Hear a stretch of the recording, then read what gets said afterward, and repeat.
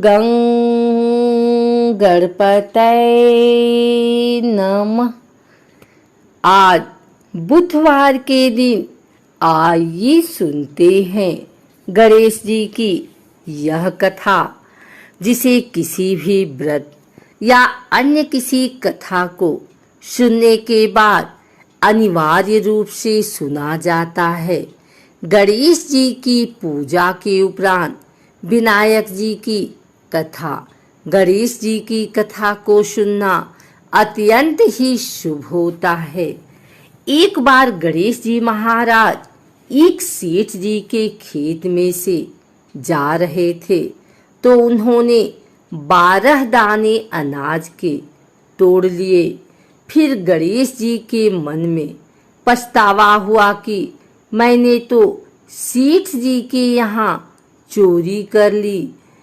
तो गणेश जी सेठ जी के 12 साल की नौकरी करने लग गए। एक दिन सेठानी राख से हाथ धोने लगी, तो गणेश जी ने सेठानी का हाथ पकड़कर मिट्टी से हाथ धुला दिया। सेठानी सेठ जी से बोली कि ऐसा क्या नौकर रखा है, नौकर होकर उसने मेरा हाथ पकड़ लिया। सेठ जी ने गणेश को बुलाकर पूछा कि तुमने सेठानी का हाथ क्यों पकड़ा? तो गणेश जी ने बोला कि मैंने तो एक सीख की बात बताई है।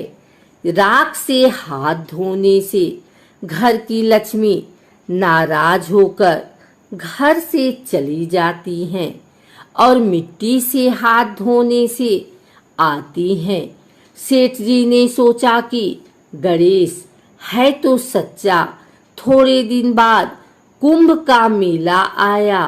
सेठ जी ने कहा, गणेश सेठानी को कुंभ के मेले में स्नान करा कर ले आओ।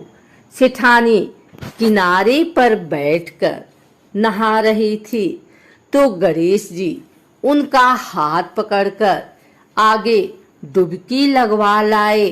घर आकर सेठानी ने सेठ से कहा कि गणेश ने तो मेरी इज्जत ही नहीं रखी और इतने सारे आदमियों के बीच में मुझे घसीटकर आगे पानी में ले गए। तब सेठ जी ने गणेश जी को पूछा कि ऐसा क्यों किया? तो गणेश जी ने कहा कि सेठानी किनारे बैठकर गंदे पानी से नहा रही थी, तो मैं आगे अच्छे पानी में डुबकी लगवाकर ले आया हूँ।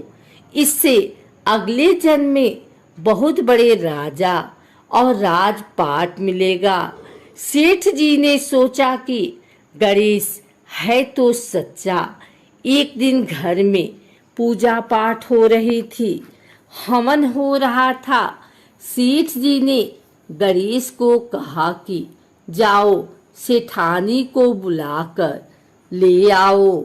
गणेश सेठानी को बुलाने गए, तो सेठानी काली चुनरी ओढ़कर चलने लगी। तो गणेश जी ने काली चुनरी फाड़ दी और कहा कि लाल चुनरी ओढ़ के चलो। सेठानी नाराज होकर सो गई।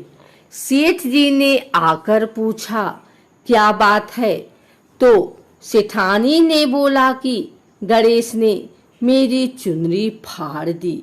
सेठ जी ने गणेश को बुलाकर बहुत डांटा और कहा, तुम बहुत बदमाशी करते हो। तो गणेश जी ने कहा, पूजा पाठ में काला वस्त्र नहीं पहनते हैं, इसलिए मैंने लाल वस्त्र के लिए कहा।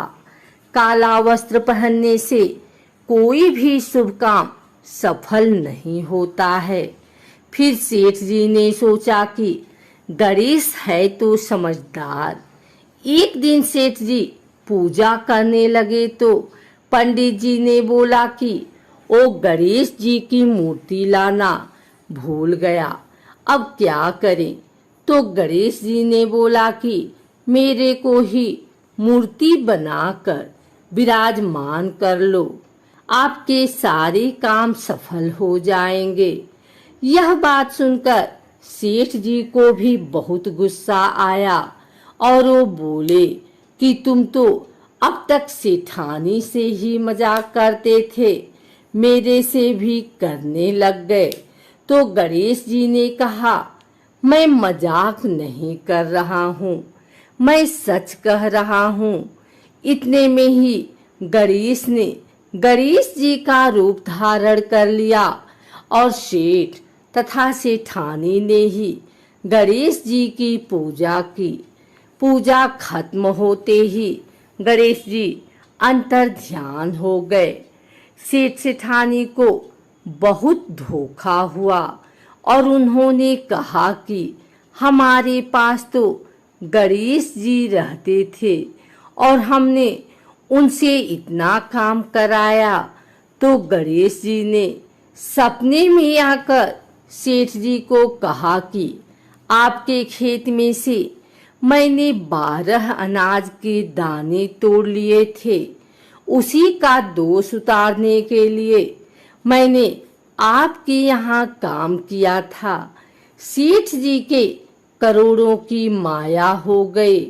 हे गणेश जी महाराज, जैसा सेठ जी को दिया वैसा सबको देना, कहते को सुनते को और सारे परिवार को दे देना।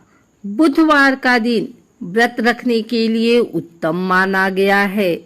इस दिन बुधदेव के साथ भगवान गणेश की पूजा की जाती है।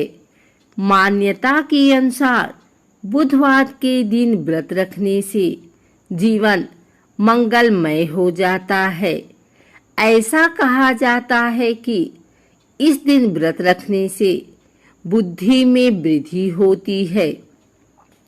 पौराणिक मान्यता के मुताबिक बुधवार के व्रत की शुरुआत विशाखा नक्षत्र बुधवार से होनी चाहिए।